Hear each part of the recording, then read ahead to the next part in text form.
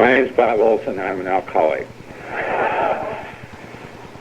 It's by the grace of God and the fellowship of Alcoholics Anonymous that I haven't found a need or an excuse to take a drink today. Nor have I found a need or an excuse to take a drink since May 28th of 1973, and I'm truly grateful for that. Thank you, Sterling, for introducing me, and thanks to Mike and your speakers committee for inviting me.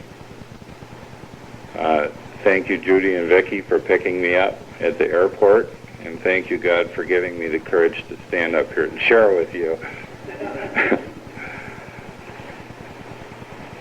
I'm a member of the Alcoholic Olsons from Wisconsin.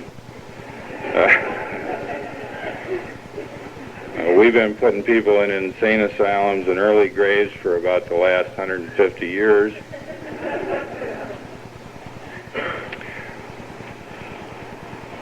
I'm real curious about what's going to come out of here tonight. I have the slightest idea.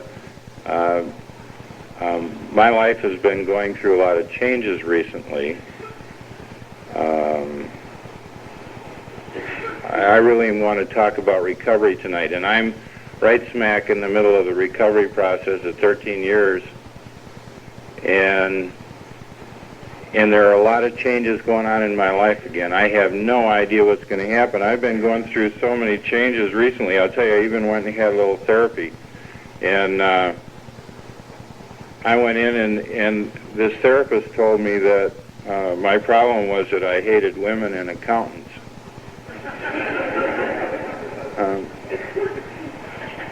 My fiance was going to come out here and come to this with me, but she's at home studying for a CPA exam.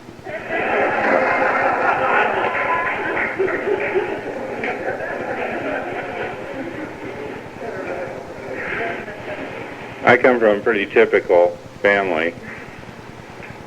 My father is alcoholic and physically abusive. My mother was neurotic and suicidal. I was regularly abandoned as a child. I lived with 4 or 5 families by the time I was 12. At that point, I went back and lived with my mother. She got married again. And I had a whole succession of different people that I lived with. And the problem that was inherent in that was that I really didn't have much of a sense of self-worth as a result of that. So I always kind of grew up wondering who the hell I was, and not being able to really connect with anyone. The only person that I really could tie to it all was my mother, and you kind of never knew when she was going to be there or when she was going to ship me off to live with someone else. But that was the one connection that I had my whole life. When I was about, 12 or 13 or 14 or something like that, I went back and lived with her and her new husband and my sister. And I had made some decisions by that time. One of the decisions was that I didn't trust anyone. One of the decisions was that I was going to be the best me I could be. One of the things I grew up with having an alcoholic father, and one of the things that's a questionable gift that was given to me by my mother was that I hated him. Hated my father. Oh, she told me what an asshole he was, and how he had wrecked all of our lives, and how we had gone through this whole business. And the reason why I lived with all these different people was because he was a drunk, and, it was pretty typical stuff. And I had made a decision at a very early age to be very successful. I wanted to be everything my father wasn't. And I didn't want to be anything that he was. And I wound up being exactly what he was. When I was about 16 or 17, I know there was something real important I wanted to go tell my mother.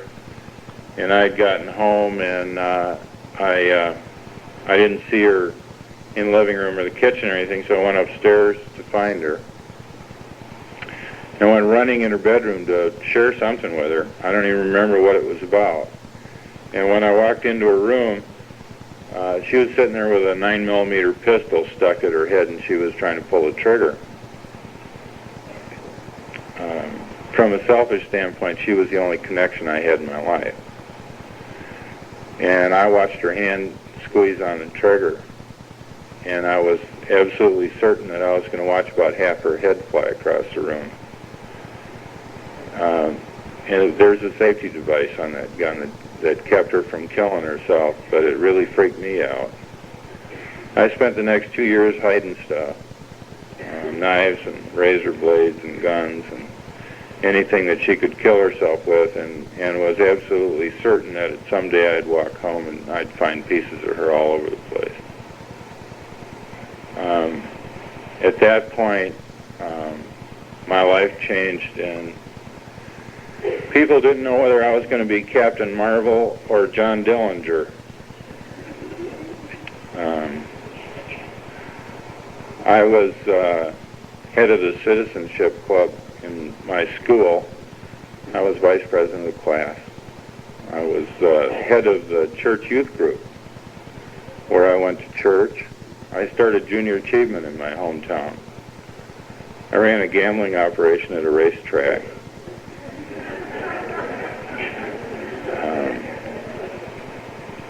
And I was arrested and sentenced to 2 years in the Green Bay State Reformatory for assault with a deadly weapon. By the time I was 17 years old, I was teaching kids how to read the Bible, and I could deal seconds as good as a lot of people here do in Las Vegas.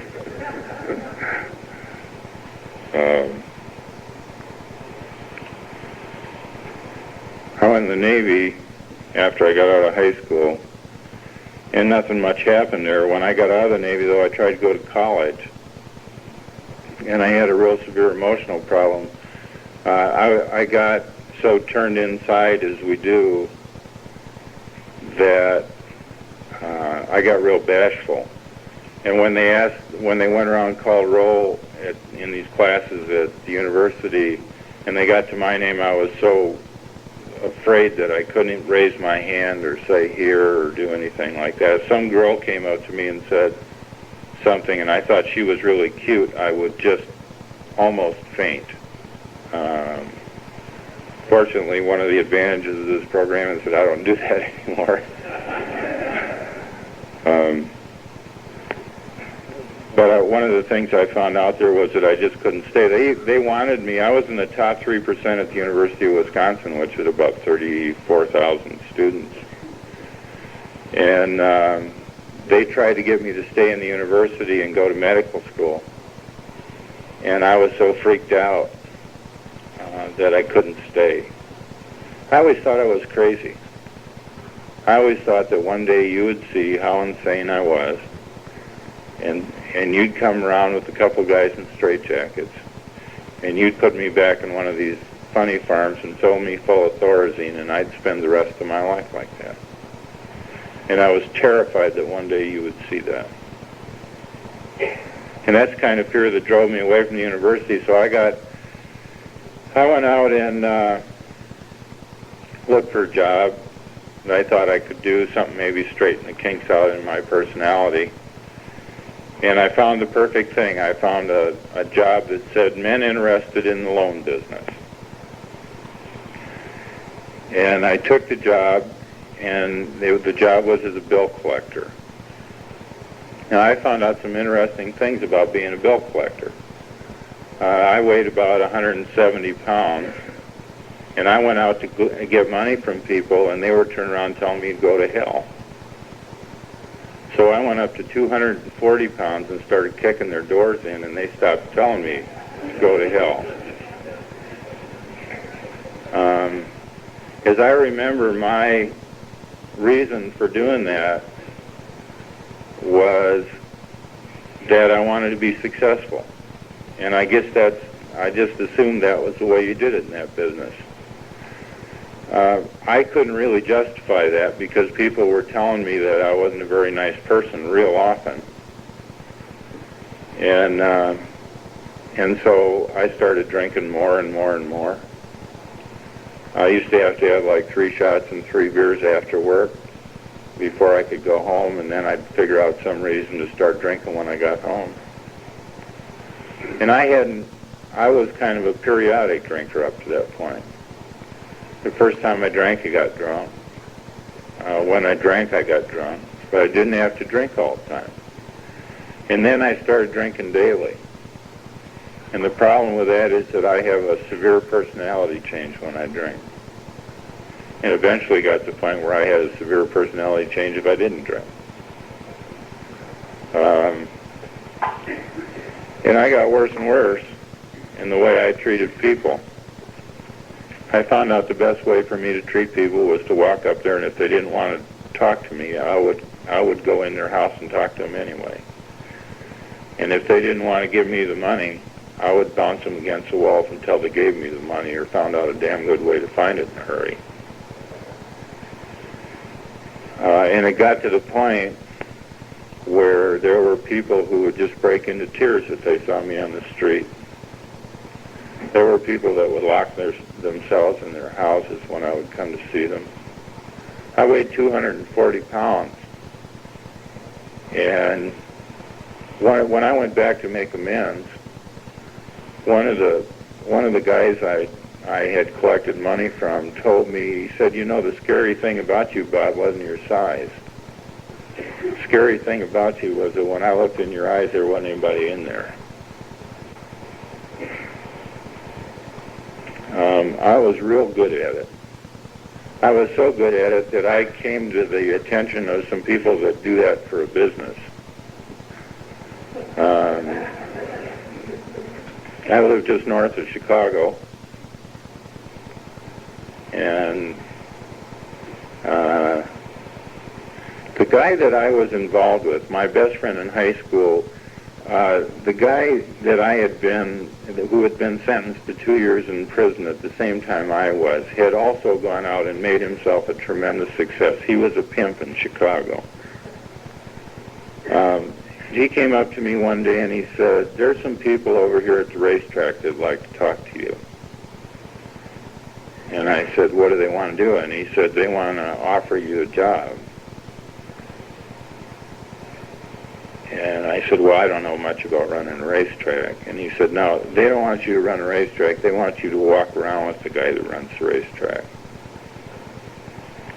And I said, what do they want me to do that for? And he said, oh, because you're crazy.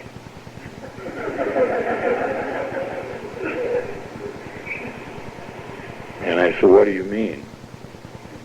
And he said, look, Bob, you're the kind of guy that if they put a gun in your hand and tell you to kill somebody, you'll probably do it. And that's why they want you. That really offended me. I mean, I thought I was fairly normal. And in recent years, I found out that nothing about the way I grew up is normal. Nothing. And my whole childhood was bizarre. My whole life up until I got sober was bizarre. At the same time, I was president of the JCs. I was president of the Optimist Club. I was voted one of the outstanding young men in the community. And I was on the governor's committee for mental health.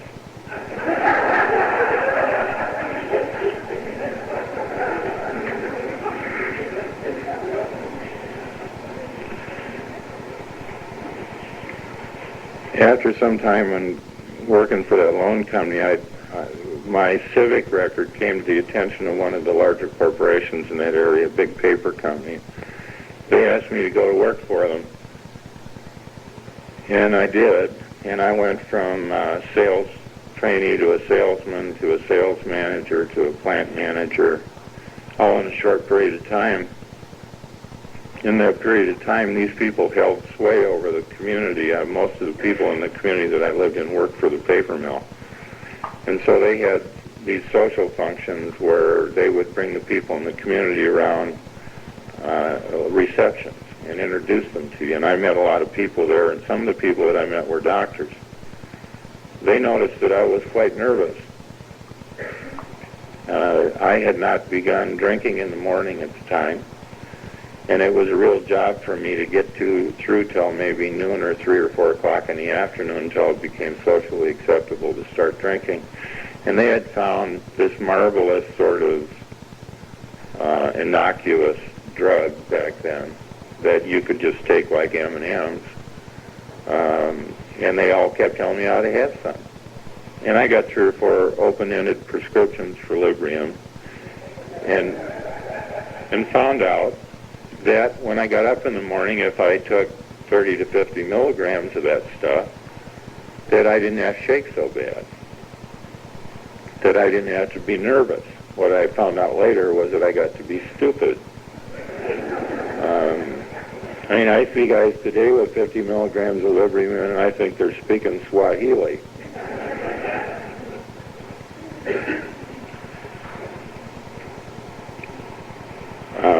Librium really kind of saved my life, and it prolonged my alcoholism, maybe almost came close to taking my life. There were things back then that just scared the hell out of me. Sometimes I'd be driving along,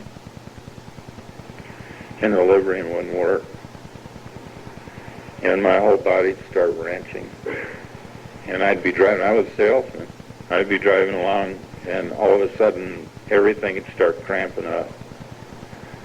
And it would scare the hell out of me because I couldn't attach it to my alcoholism, and I thought I was dying or having a heart attack or some damn thing. And I wouldn't know what to do, and so I knew enough to pull into a bar. And in Wisconsin, there's a bar about every 50 feet, no matter where you are. And usually it was out in the country. And I would walk in there and order a shot and a beer, which is what I drank mostly. And then I would get the bottle of Librium out, and I'd put it down on the bar, and I would take a glass of beer, and because I could handle a glass of beer. And I would take a pill and dump it with the beer, and then I'd wait till a bartender looked the other way and try and drink the shot. Now, I could never do that. I would have to get down next to the shot and then turn my head over, and I'd still miss about half of it. And I was always embarrassed to have to drink it because I was shaking so bad. And one of the real joys of sobriety today is that I can eat soup with a spoon. I don't know how you did that, but I always shook so bad that I could never get the soup all the way to my mouth before I'd empty the spoon. And it was the same way with a shot. You know, I never have figured out why they put shots in those little glasses. But I'll tell you, I think an Al-Anon invented the shot glass.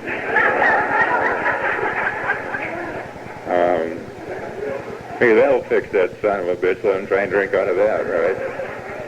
That's really unkind. I shouldn't say that, but it sounds right. There were several times when my heart stopped.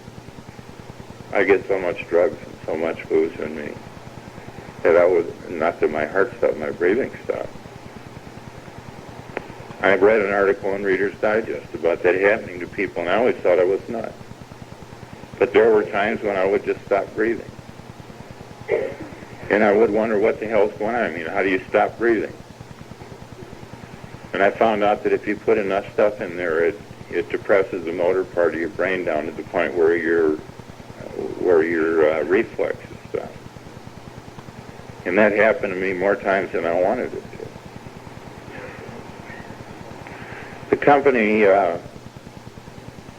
The company promoted me to be a plant manager in Minneapolis, and while I was there, I met a guy named Dick, who was the vice president of the company. Came to visit me, and he said, well, I'd like to sit down and talk with you. And I said, great. And he came into my office and sat down, and he said, you need to know some things about me. And I said, okay, and I really didn't want to know anything about him. And he said, I'm an AA. I'm an alcoholic, but I don't drink anymore. And I'm thinking, who gives a shit? And he goes through this whole dissertation about telling me about how he's a recovered alcoholic, and I want to go get a drink, and I don't want to listen to him. So we became pretty good friends. And then one day, I was trying to get a hold of him down in the corporate office, and I couldn't get a hold of him, and they said, no, he's up there in Minneapolis someplace. And I said, well, what's he doing up here? And they said he's in a treatment center. And what had happened was Dick had a drink, and he wound up at St. Mary's in Minneapolis. And I went to see him. And he had been one of the most happy, joyous, and free people that I had ever met. And when I went to see him at St. Mary's, he was destroyed. I mean, he looked like he had his head firmly stuck in his ass. He just looked awful. And he wasn't the same guy. And I went in there and I kept telling him, how the hell could this happen to you? And he kept telling me that I was in trouble. Every time I'd ask him what was going on with him, he'd tell me about my alcoholism. And he scared the hell out of me. And then he went and he got the director of this treatment center to come and talk to me. And the director said, how much do you drink? And I said, well, about a fifth a day. And he said, do you think you have a problem with that? I said, no. And he said, do you take any drugs? And I said, only prescription drugs. He said, how much do you take and what is it? I said, well, I take 30 to 50 milligrams of Librium every morning. And he said, you think you got a problem with that? I said, no. And he said, you're in a lot of trouble and you don't even know it. One of these days, those things are going to jump up and really kick your ass. And I thought he was right, so I quit taking pills for a little while. About 2 weeks after I quit taking pills, I got up in the morning, it was on a weekend, and I went over to the front door and looked for the newspaper or something, and I opened the door and it felt like somebody reached inside of my chest and just grabbed a hold of my heart and started twisting. And I broke out in a sweat, my knees got real weak, and I thought I was going to fall down, and I went over, backed out, and went and sat down on the couch, and it kind of went away. And so I got up and I went back out to look for the paper again. I got out there and it got the same thing again, and I thought, oh my God, I'm having a heart attack. So I went over to my wife, and I'll tell you in good faith that Al-Anons get real, or people that are married to alcoholics get real sick and tired of. And I really love to hear Al-Anons talking about wanting to kill their husbands or their wives. Because my ex-wife used to just love to talk about killing me. Anyway, I went up to her and I said, I'm having some real severe chest pains. I think I'm having a heart attack and I need you to drive me to the hospital. And she said, no.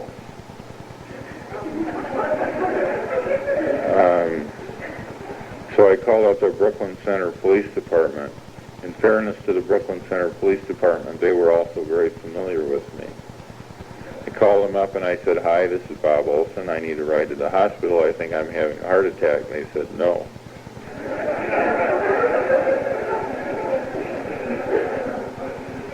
So I drove myself to the hospital. And when I got there, I walked in the emergency room. The lady said, what's going on with you? I said, I'm having a heart attack. And she said, okay. And they took me over, and I got out of my clothes, and they put me in one of those little things that's open in the back. Laid me down on this gurney, I think it's called. And I laid there for about 20 minutes, and nobody showed up. Well, if you're going to be paranoid, what the hell. So I got up and went looking for somebody. And I found this guy with a stethoscope. And I said, are you a doctor? And he said, yeah. And he looked at me and he said, what's your problem? You know that occasionally, even when we're actively alcoholic, we get to this point where we feel a need to tell the truth. And I told him, I don't know. I may be having a heart attack, or I could be going through alcohol withdrawal, or I could be having a nervous breakdown. I don't know. And he said, look, if you're going through alcohol withdrawal or you're having a nervous breakdown, we're going to have to put you in the psychiatric ward. I said, okay, then I'm having a heart attack.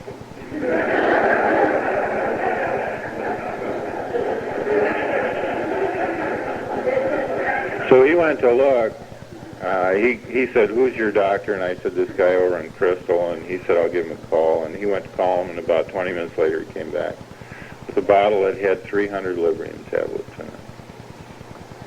And he said, take 5 of those a day instead of 3.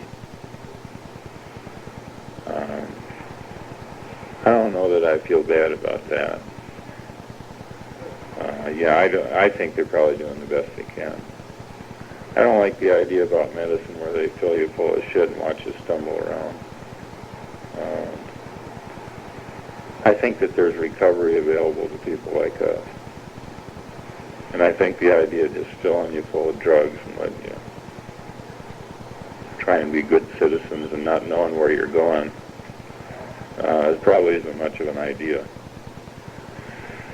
So, I always did well in business, though. I moved back to Wisconsin. They closed that plant up there, and actually it had run pretty well. Yeah, but they bought a new facility, and I went down to Wisconsin. My alcoholism kept getting worse and worse. And in May of 1973, in fact, in March of 1973, I started going back to AA a little bit. And I had been going, incidentally, to AA for about 5 years. I'd go into the meetings drunk or stoned on pills. And I'd tell them how they ought to run their meetings and how lucky they were to have me there. And told them that that they were real fortunate that I was there because I was a born leader. I've never been thrown out of an AA meeting. And that, to your credit, you've never done that to me. I can be mean and nasty and try and upset a whole meeting, and I've never been thrown out. People have asked me to shut up, but they've never asked me to leave. I found a guy in Wisconsin in this little town. I went to a meeting, and he said, "You need a sponsor, and I'll be your sponsor until you find somebody you like." And that's one of the kindest things anyone's ever done to me in Alcoholics Anonymous. He tried to take me under his wing, and I couldn't quit drinking. And one day I called him up, and I said, I feel bad about taking all this time that you spent with me, but I don't believe I'm an alcoholic. I'm sitting here having a couple drinks. Doesn't seem to have any real effect on me. But thank you very much. I mean, you guys obviously have a real problem. I don't think I do. And he said, "I think I'll see some more of you." And he was right. May 28th of 1973, he saved my life. My ex-wife used to grab the two kids and go to the French Riviera when she got pissed, which is a real financial burden on a guy that's trying to drink a lot.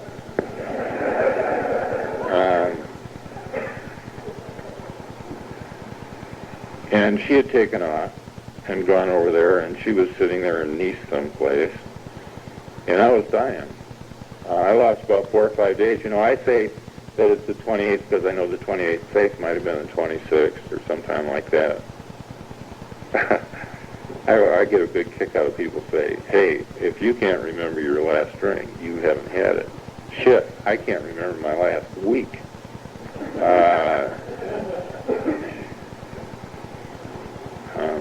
I wound up on the floor of an empty house in a little town in Wisconsin, more dead than alive. I had taken an immense amount of alcohol and an immense amount of drugs. And I think it should have killed me. I didn't do it on purpose. I just did it. I got a good friend that's a purchasing agent in Denver. He tried to kill himself about 6 months ago.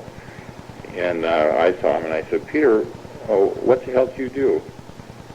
And he said, "I tried to kill myself." And I said, "How'd you do that?"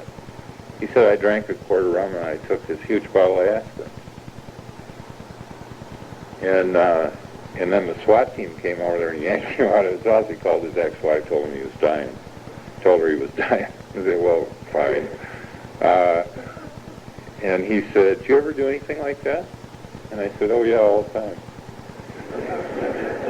And he said, "Why were you trying to kill yourself?" And I said, "I wasn't trying to kill myself. I was trying to feel better." It's funny, it worked out the same way.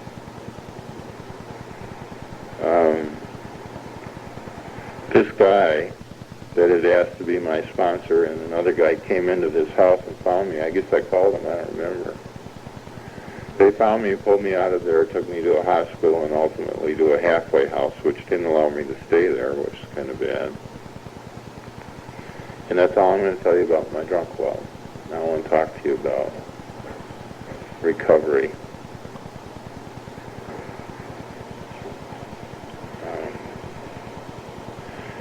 They took me in front of a priest who ran a halfway house there, me being an old German Lutheran, and he asked me some interesting questions.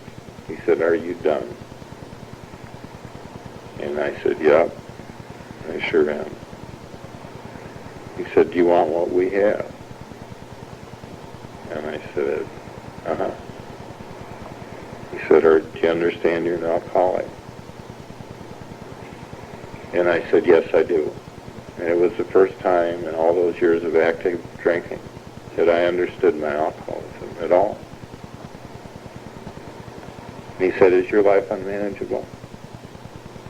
I said, "For Christ's sake, 2 people just carried me in here." I asked him what I did about that. And he said, "Well, you're going to have to go find the God you can believe in." And I said, "How do you do that?" And he said, "Well, just think one up. Tell me, just think up God the way you want him to be. You can come back and talk to me about it." He said, "I got a degree in it." And I did that. The book says we had to fully concede to our innermost selves that we were alcoholic. The delusion that we're like other people or presently maybe has to be smashed. When I read that, as soon as anybody said you're not like other people, I always understood that to mean I wasn't as good as they were. I always understood I wasn't as good as anybody else. And those people sat down and said, "No, that's not it. It's not better than or worse than, it's different than." Okay? You suffer from a disease which makes you do tragic and bizarre things when you drink. And the people that you do those tragic and bizarre things to are the people that are closest to you.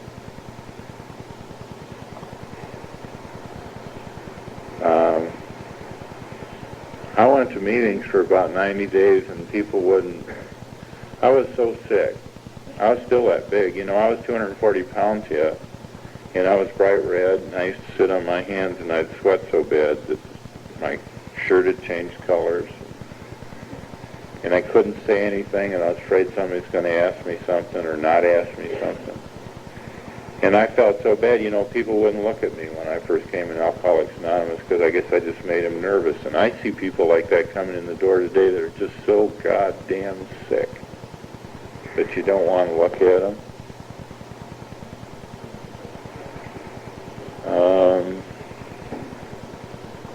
And after about 90 days, you couldn't chair a meeting in that little town until you were 90 days sober.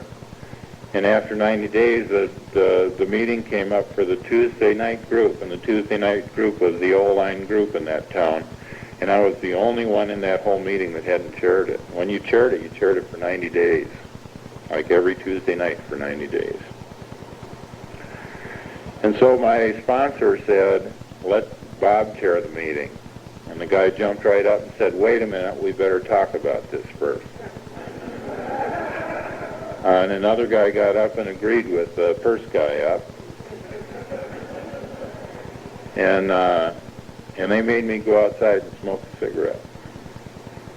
And I sat out there for 20 minutes while they talked about whether they'd let me chair a meeting or not. And when I came back in, that little Irishman that was my first sponsor had won the fight. God bless him. And for the next 90 days, I didn't take a drink because I wouldn't let those son of a bitches see me drink or drunk.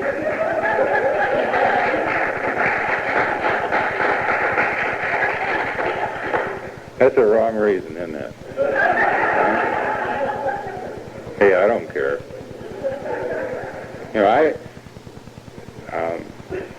I've been sober almost 13 years, and I understand today very well that God is at the bottom of this program. And God did some funny things in my life, and I have never been able to figure out what he's going to do in his band. And sometimes I understand that his ways are a little unorthodox in my thinking, and that was one of them.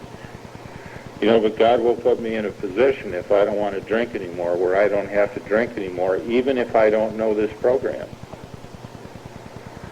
I'll tell you that in the first year of my sobriety, that I didn't know that How It Works came out of the big book. I was in this little town, and I don't think anybody knew.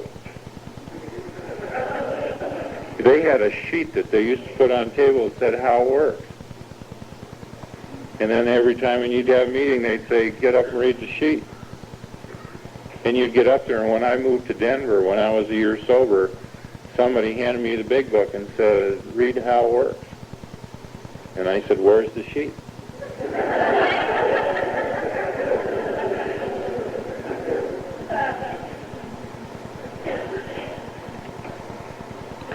I moved to Denver when I was a year sober. Went in there with what I knew. Hotbed of dogmatic AA. Went in there with my little 24-hour book and my smile. And got my ass kicked all. Oh. I was there a short time and heard a guy talking at Sunday Night Young People's. I was part of the Young People's group back then. In fact, I still am. I was on the on the committee for the international that was held in Denver last year. I heard this guy talk at a Sunday Night Young People's meeting, which was one of the biggest meetings in Denver, and he was talking about recovery in Alcoholics Anonymous, and I really wanted what he had. You know, I'd been well long enough to know I ought to be doing something about my sobriety, that there's no free ride.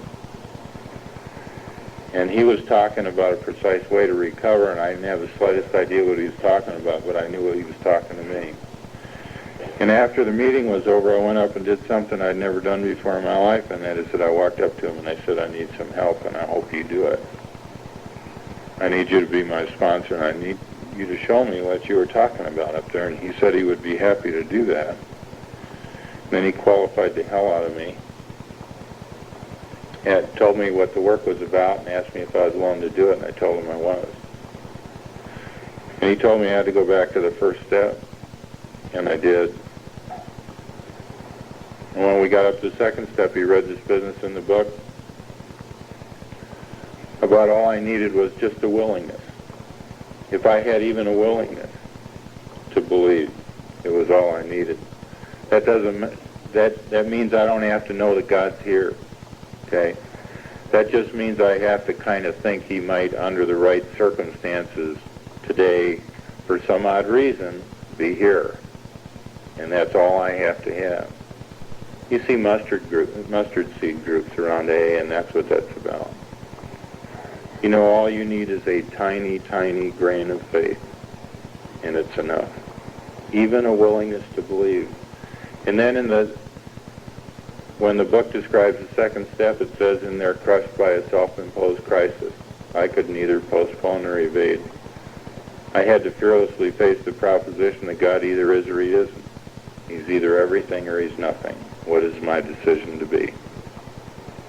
You know what my self-imposed crisis is? Certainly it's my alcoholism, but it's more than that. My self-imposed crisis is I can't fix myself. You know, if I was able to fix myself, I sure as hell wouldn't have gotten AA. I mean, I was embarrassed to have to go to AA. I was embarrassed to find out that I was just like my father. And the worst part about that was there wasn't a damn thing I could do about it. So I wound up here with you. The book says something else interesting. It says, no human power can relieve my alcoholism. That means I can't fix me and you can't fix me. You know, if I can't fix me and you can't fix me, who the hell's going to fix me? The next line in the book is, here we were squarely confronted with the issue of faith. You know why? Because if there's no God, we're SOL. There's no hope.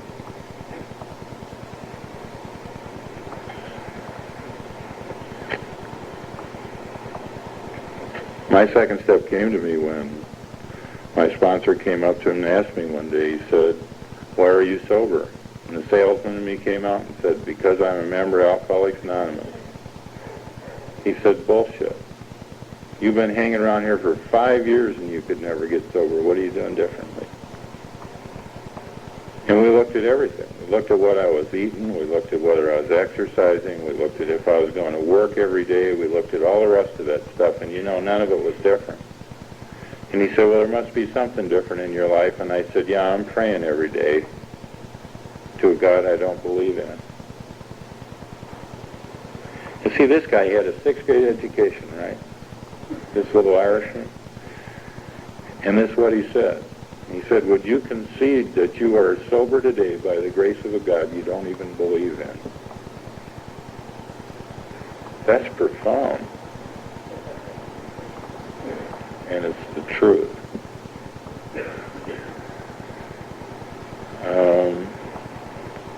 When I took my 3rd step,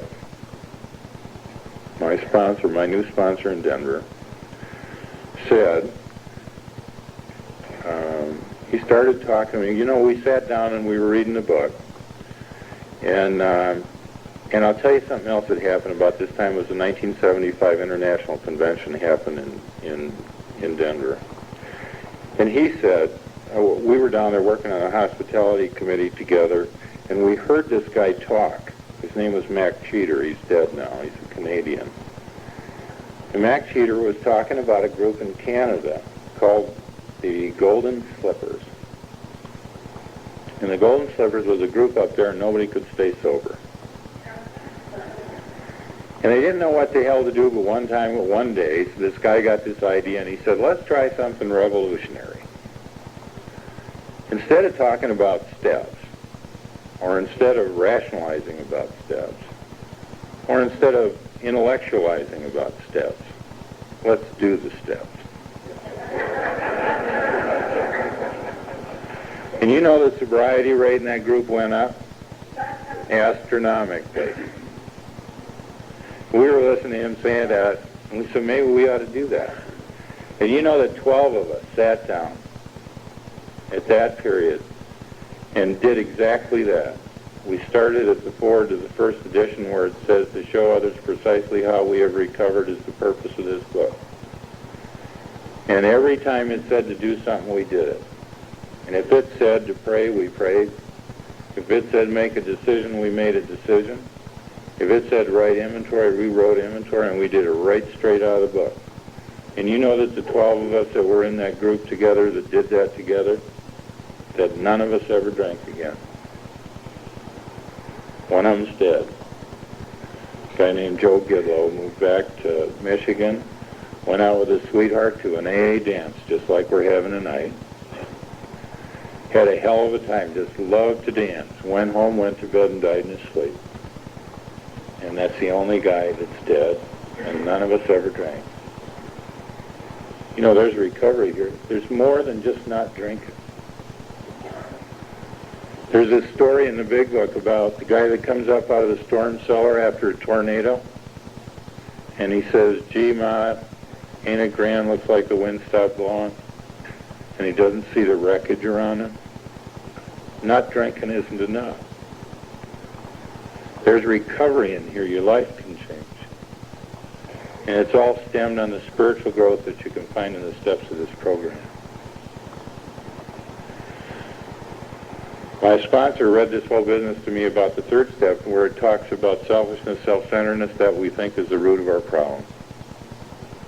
Talks about being defeated by all these manifestations of self, selfishness, dishonesty, resentment, and fear. That's what defeated me.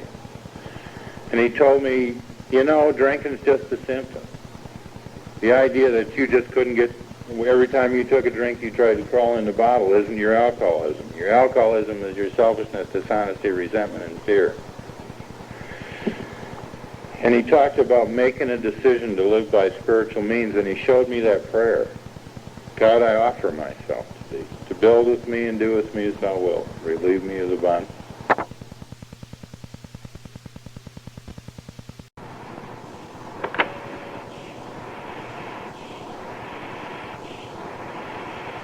You may better do thy will. Take away my difficulties. The victory over them may bear witness to those I would help. As I love thy power and thy way of life. That's the third step prayer. May I do thy will always. And he made me sit there for 2 weeks looking at that. And he said, you think well before making this decision, knowing that you can at last abandon yourself utterly to God. And he said, because if you do this, your life's going to change, and you better hold on to your shorts. Because things are going to happen if you do this. And I had to look at that business about God, I offer myself to thee to build with me and do with me as thou wilt. You know what that means? That means I offer myself to you and you can do any damn thing you want with me. That means that you can kill me right here. That means you can give me everything I've ever wanted. That means you can drag me off to the corners of the world. That means anything. That means I give you the right to do anything with me you want to do for the rest of my life. Sometimes when I'm working with people today, when they come back, I only make them do that for a week. When they come back, they say, I can't do that. I say, why not? So I can't give God that kind of a carte blanche. It's funny. You got to sit down and say, wait a minute, don't you understand what's going on here? I go, why? You say, well, God's got all the power anyway. I mean, he can do anything with you he wants to anyway. You don't have to tell him that you let him.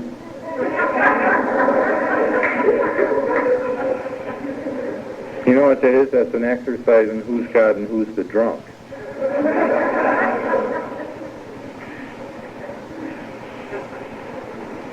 Relieve me of the bondage itself that I may better do thy will. And my problem is I'm turned in. See, all I can see is myself. I can't see you unless I see you through me, and I don't get a good view of you there. And this program allows me to turn out, to see you. It allows me to get out of self. It relieves me of the bondage. I've been chained to myself my whole life. I don't want to be there anymore. If I'm looking at you, I don't have to think about me. This really neat part about that is take away my difficulties, that victory over them may bear witness to those I would help, for thy love, thy power, and thy way of life. You know what that means? It means bearing witness means being an example. Let me be an example. You know, I come up here all dressed up like this, so you could see what you did with me. I mean, I came in here all burned out and blown away and stupid and couldn't talk and doing all the rest of that shit and sweating and shaking and sitting on my hands and scared to death. And I have to tell you that I don't live my life that way today. And I say, God, let them see that. Let them look at me and see that there is recovery in this program. Let them see that they can have what they want.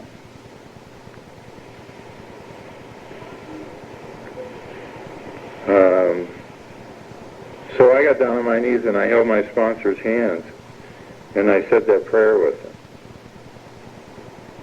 You see, I'm not into holding other men's hands. And I felt real funny about that. But I did it anyway, because I don't want to drink again.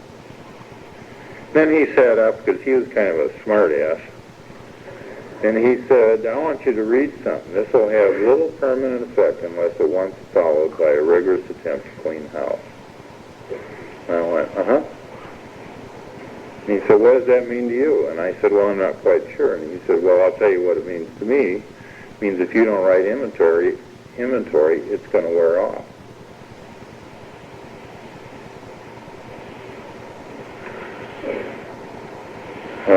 Talks about at once launching out in a rigorous course of action. So I did that. Sat down, wrote a grudge list, wrote down all people I hated. And then I wrote down why I hated them and what it affected about my self-esteem, my security, my ambitions, personal relations, sex relations, what fear had to do with all that. And when I got done with that, there's another thing it asks us to do in that inventory, and that is to go back and see where I was selfish, dishonest, self-seeking, and frightened in each one of those instances. And I wrote that. It took me months to write it. And when I got done with that, I had to write about fears.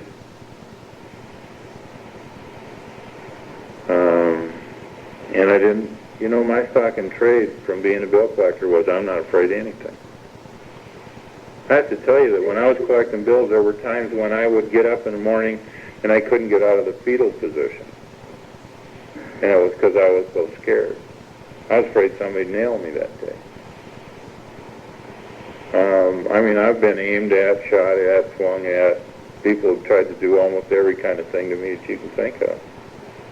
And there were times when I couldn't even get out of bed in the morning. I remember when a doctor made a house call on us and came over and took a look at him and and I was still in the fetal position. And he said, tell you what, when he's like that, give him a couple of shots of whiskey and a glass of real strong tea. He'll come right out of it. Don't get the wrong idea about me and doctors, please. And I think that I'd had some very good experiences with doctors, but there are some back then that would do just the wrong thing.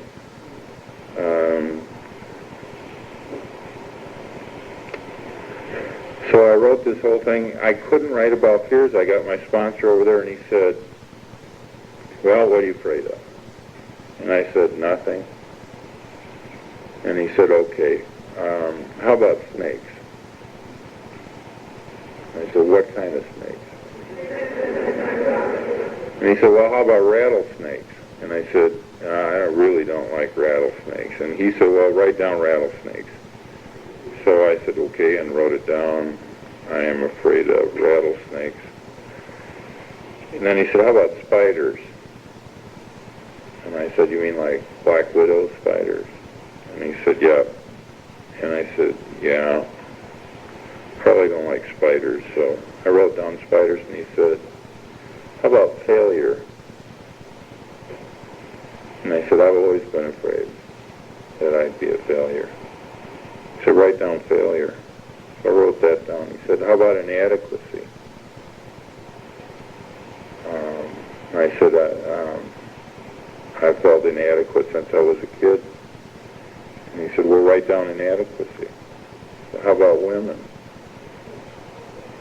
I said, well, I used to get so bad I'd almost faint when I'd meet one. And he'd say, well, write down women. I said, how about little children? I said, I can't hold them. I'm always afraid I'm going to drop them. So write down little children. He said, how about homosexuality? I said, I don't understand it. I don't want to be around it. He said, write down homosexuality. He looked at me. He said, anything you're not afraid of?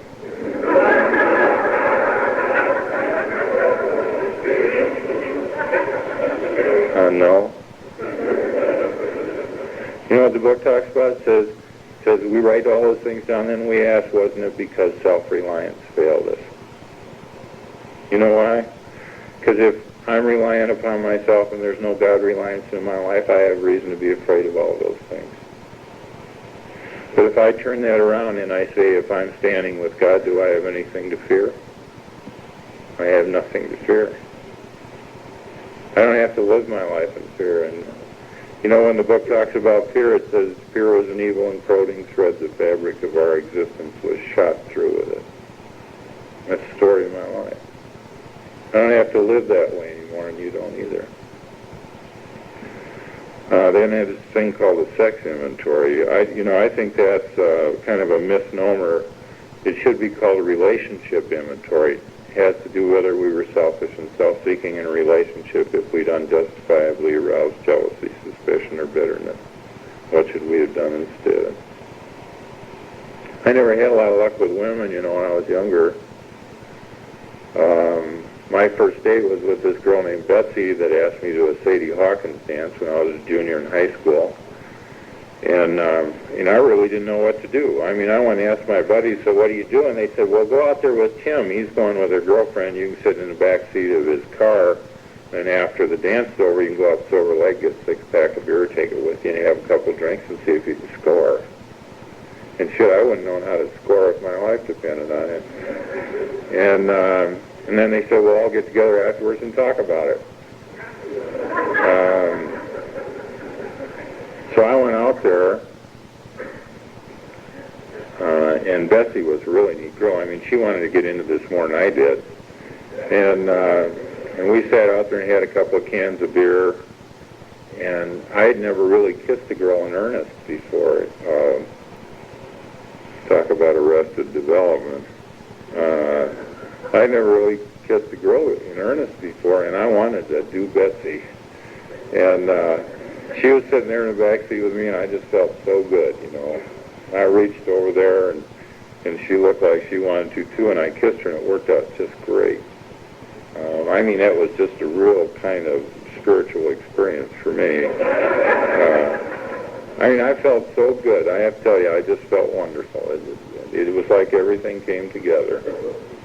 And it felt so good I wanted to do it again, It was pretty alcoholic. So I kind of looked at her again. She looked at me, and I kissed her again, and God, it was better than the first time. Had this tremendous feeling of self-satisfaction. Sat back, kind of felt good, felt like I was king of the universe, right? Kind of looked over at Betsy, and she had a real funny look on her face and got out of the car and threw up.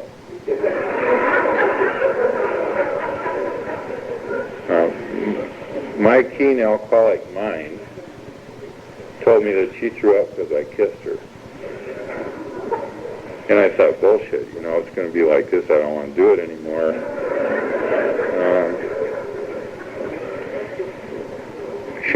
She threw up because she drank two cans of beer too fast. And I couldn't pick up on that.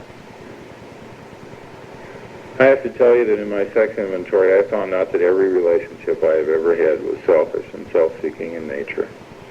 That it was, for the most part, for self-gratification. That it had very little consideration for the partner in it. And that I had never learned how to have a relationship. In fact, even as long as I've been sober, I'm just now learning how to have a relationship. The book's got this line in there. It's kind of a catch-all. It says, more will be revealed to you. I wish they would have took that son of a bitch out. I don't care if you're 50 years sober. That thing's going to keep bouncing back, kicking you in the ass. It just says, hey, it's time.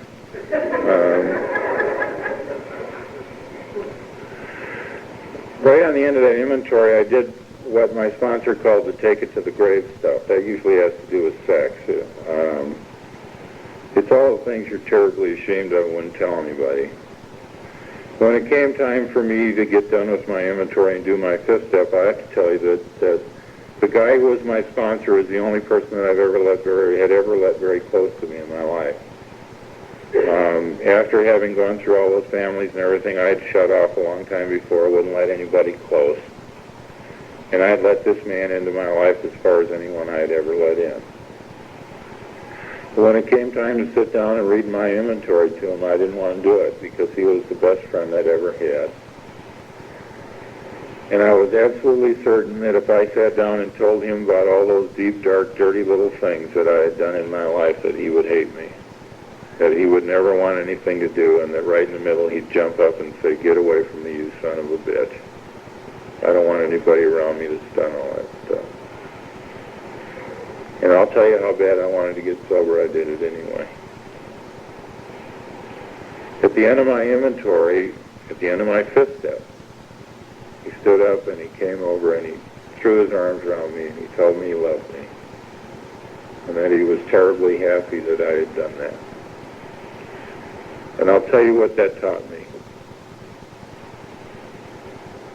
taught me that as bad as I am and as bad as I've been, you're still willing to accept me. And I learned something there. I learned that what you see is what you get. I learned that I didn't have to be anything special for anybody. I could tear down the facade. I didn't have to have it anymore.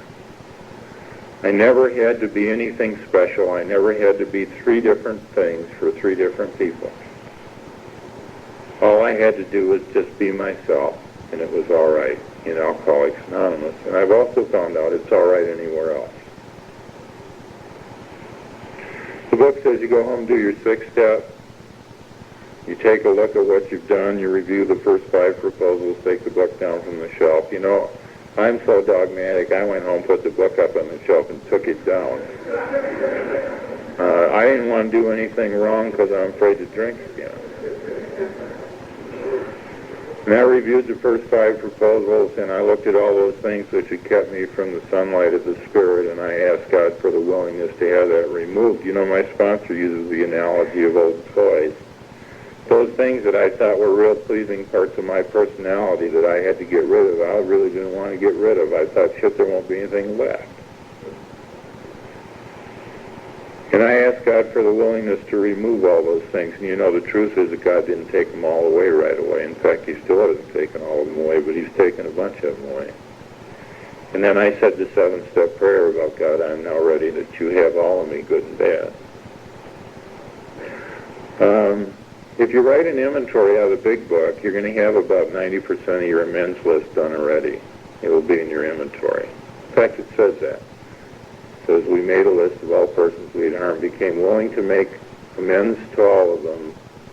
We did it when we took inventory. That's what it says in the big book. And so, I just put a few more people on there that weren't in my inventory, and I went to my sponsor.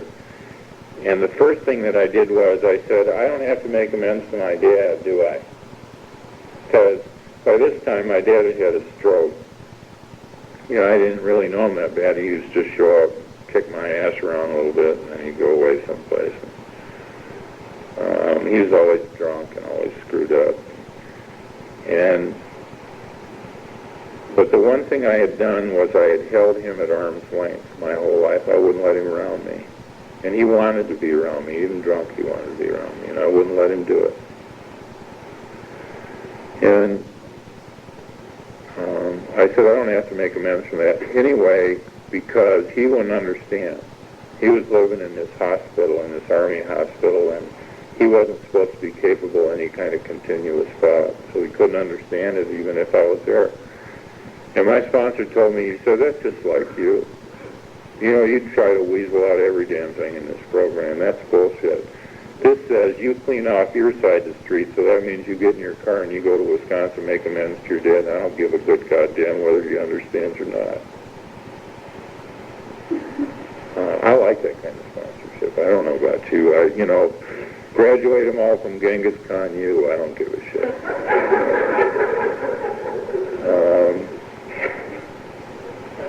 I did that. I went to Wisconsin. I went to this hospital. My dad was sitting in I hadn't seen him in years. He was sitting in a wheelchair. He's mostly paralyzed. Can't speak. I went up there and told him that I asked him if he recognized me, and he just had this sort of confused look on his face, and I said, I'm your son, Bob. And I need to talk to you. I'm an alcoholic. I'm trying to practice a program of recovery, and I need to do this. I need to make amends to you for holding you away from me my whole life. I believe that I've harmed you by doing that, and I'm willing to do anything to set that straight. He became very agitated when I told him that. I told him I'd been sober for 1.5 years. And he became very happy, and I know he understood.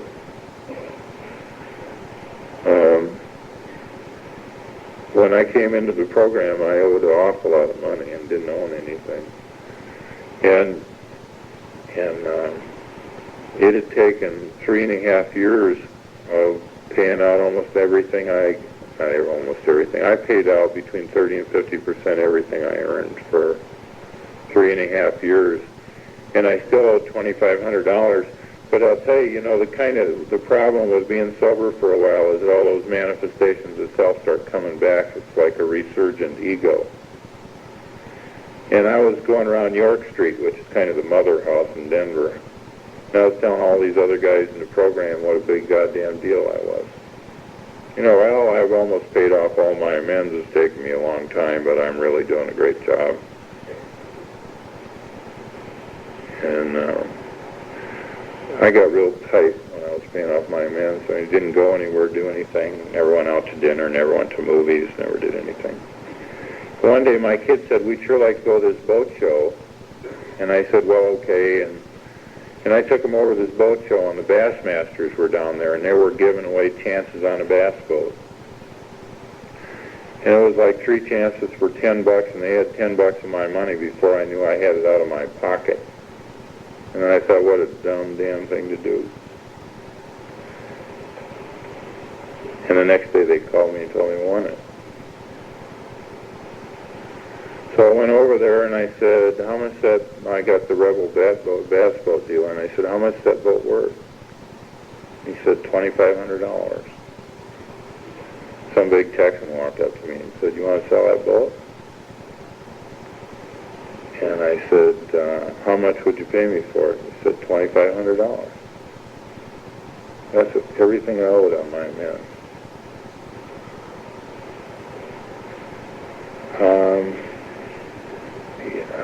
When I was a kid, there's a lot of lakes around Wisconsin. I used to sit out on the shore and watch boats go by.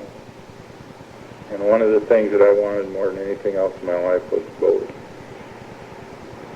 And I had a choice. I had a choice of taking the boat. My kids loved it. I had them down there with me. They said, are we going to get this boat, Daddy? And I told them no.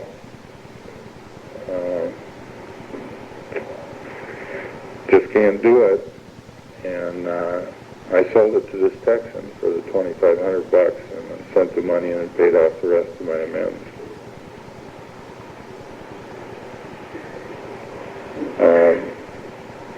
That money, I was running around telling everybody what a big damn deal I was. And this big hand came out of the sky with $2,500 and said, who? Today I have a 17.5-foot Cobalt with a Boss 302. Hey man, I can troll at 60 miles an hour.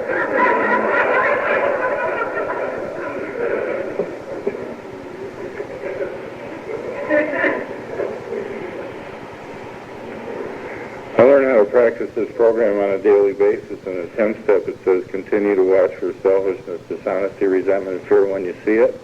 Ask God to remove it. Talk to somebody about it. And if you've harmed someone, make amends to them. And then you resolutely turn your thoughts to someone you can help. And that's the key. Because in order for, if I'm in selfishness, dishonesty, resentment, and fear, I'm back into self. And resolutely turning my thoughts to someone I can help will get me out of self. And that's the key to the 10th step. And you know that there is all this discipline in this program. In the 11th step, it talks about it. And so when I get up in the morning, I go through this whole procedure that it talks about in the book. Every morning. It says, upon awakening. And I do I open up the book and I do everything it says every morning. And it talks about pausing when agitated or doubtful, and I try and practice that. And it talks about maintaining attitudes through the day of thy will not mine be done, and that I'm not running the show anymore. And I try and do that. And every night when I go to bed, I review my day and look for selfishness, dishonesty, resentment, and fear. And I ask God's forgiveness, and I ask what the next thing I should do is. Every morning I plan my day because it says to plan my day. So by the time I get out of bed, I have an idea about what I'm going to do. I work with others, and I'm a damn hard sponsor because it's the only way I know how to do it. And I try and practice these principles in all my affairs. One time I was down in Texas, and I asked a guy who knew Bill Wilson. A lot of those guys down there did. And I said, what are the principles?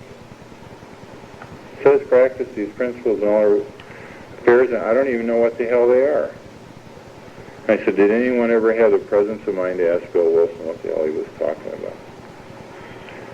This guy said, yeah, I asked him. And I said, what did he say? And he said, the principles are the steps.